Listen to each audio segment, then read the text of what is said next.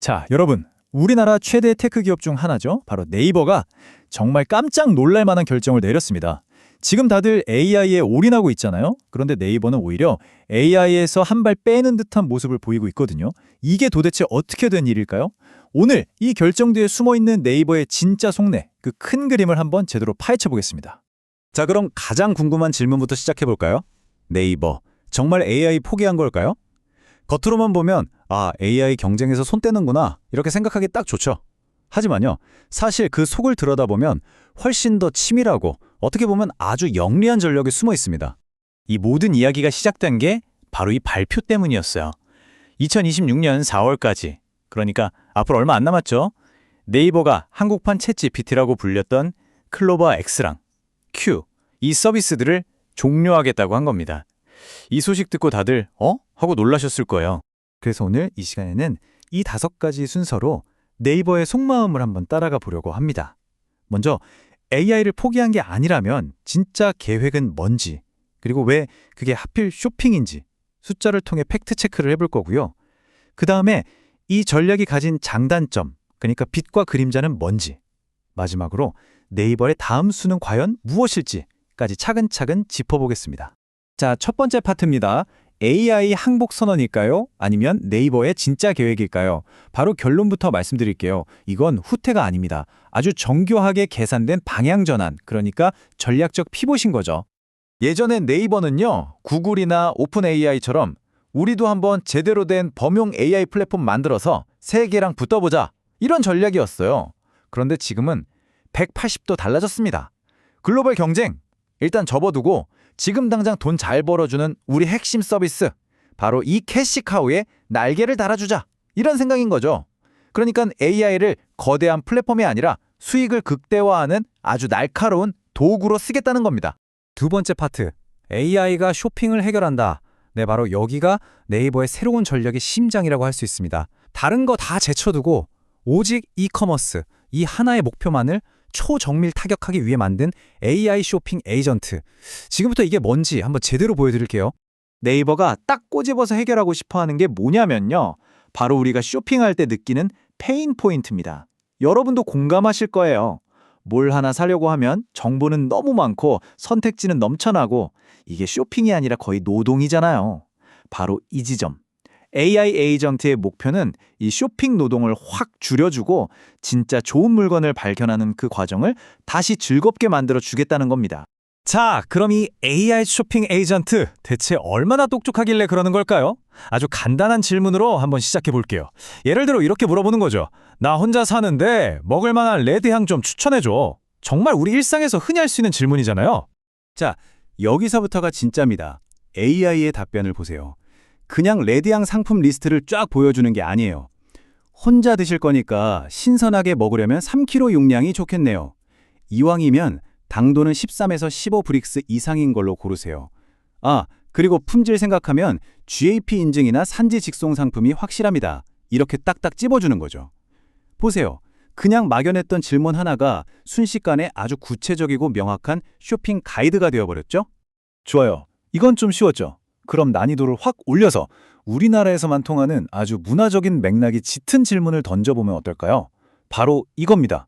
수영 강습 때 입을 건데 유교걸 수영복 좀 찾아줘. 자, 과연 AI가 이 유교걸이라는 신조어에 담긴 그 미묘한 뉘앙스까지 이해할 수 있을까요? 결과는요, 정말 놀랍습니다. AI가 유교걸이라는 단어 하나만 보고도 이 사용자는 노출이 적은 걸 원하는구나 하는 그 속뜻을 바로 알아채는 거예요. 그러면서 다리 파임이 적은 로우컷이나 아예 3부 길이 스타일을 추천해주죠. 여기서 끝이 아닙니다. 심지어 수많은 후기들을 분석해서 이 제품은 이마 자국이 거의 안 남는데요, 같은 진짜 꿀팁까지 근거로 제시합니다. 이건 그냥 키워드 몇 개 맞춰보는 검색이랑은 차원이 다른 수준이죠. 정말 맥락을 이해하는 겁니다. 자, 세 번째 파트입니다. 기술이 이렇게 대단하다는 건 알겠는데 왜 네이버는 하필 쇼핑에 이렇게까지 집중하는 걸까요? 그 답은 숫자에 있습니다. 이 모든 변화를 이끄는 아주 냉정한 현실, 돈의 흐름을 한번 따라가 보시죠. 자, 먼저 이 숫자부터 한번 보시죠. 12조 350억 원. 이게 2025년 네이버가 기록한 역대 최대 매출입니다. 여기서 우리가 알 수 있는 중요한 사실이 있어요. 이번 결정이 회사가 어려워서 어쩔 수 없이 내린 결정이 아니라는 겁니다. 오히려 가장 잘 나가고 있을 때 더 먼 미래를 보고 내린 아주 과감한 승부수라는 거죠. 네이버의 매출 구조를 한번 뜯어볼까요? 역시나 전통의 강자인 검색 플랫폼이 가장 큽니다. 이건 뭐 당연하죠. 그런데 우리가 진짜 주목해야 할 곳은 바로 그 다음입니다. 바로 쇼핑 부문이에요. 그 뒤를 정말 무서운 기세로 쫓아오고 있는데 매출이 무려 3조 6,800억 원입니다. 이 정도면 이제 그냥 하나의 사업부가 아니라 네이버 전체를 이끌어가는 핵심 성장 엔진이라고 봐야 합니다. 그리고 바로 이 그래프, 이게 모든 걸 설명해 줍니다. 보세요. 쇼핑 사업부의 연간 성장률이 무려 플러스 26%입니다. 다른 사업부들이랑은 아예 비교가 안 될 정도로 압도적이죠. 자, 그럼 네이버 입장에서 생각해 보세요. 어디에 투자를 해야 할까요? 답은 명확하죠. 그냥 큰 시장이 아니라 지금 가장 빠르게 하늘로 쏘아 올려지고 있는 이 로켓에다가 AI라는 최상급 연료를 쏟아붓기로 결심한 겁니다. 자, 네 번째 파트입니다. 그럼 네이버의 이런 선택이 가지는 더 큰 의미는 뭘까요? 저는 이걸 안방 전략이라고 부르고 싶은데요.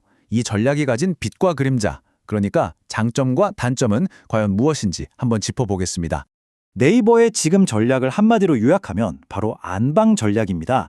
뭐냐 하면 일단 글로벌 무대에서 막 싸우기보다는 우리가 가장 잘하는 안방, 즉 이 대한민국 국내 시장에서만큼은 누구도 넘볼 수 없는 지배력을 더 단단하게 다지겠다. 이런 전략인 거죠. 그런데 문제가 있습니다. 그 안방의 상황이 예전 같지가 않다는 거예요. 이커머스 전쟁의 판도가 완전히 바뀌고 있거든요. 예전에는 시장이 계속 커지니까 그 파일을 나눠먹는 경쟁이었어요. 하지만 지금은 시장은 거의 다 컸고 이제는 남의 파일을 뺏어와야 하는 제로섬 게임이 된 거죠.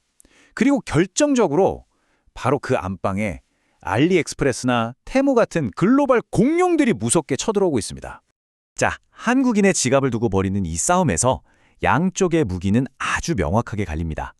먼저 네이버의 무기는 뭐죠? 바로 데이터입니다. 검색, 블로그, 지도. 수십 년간 쌓아온 이 엄청난 한국인 사용자 데이터를 기반으로 한 초개인화 AI. 이게 네이버의 비장의 무기죠.